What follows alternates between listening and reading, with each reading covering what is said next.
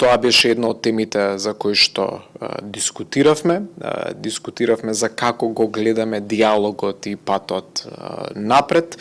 Секако госпоѓата Калас може да биде продуктивен чинител во изнаоѓање на решение, но ќе повторам, решение кое што никако не смее да ги стави во ризик нашиот идентитет, нашиот јазик и нашите историски обележи. По-конкретно тоа што го видовме е дека има од Европската унија на вистина сериозна посветеност која што се нагласува поврзана со проширувањето кон Западниот Балкан, но ги афирмирав и тие позиции кои што ние ги имаме. Ние како држава сме секогаш подготвени за диалог, но исто така треба да има и висок степен на свест кај Европската унија.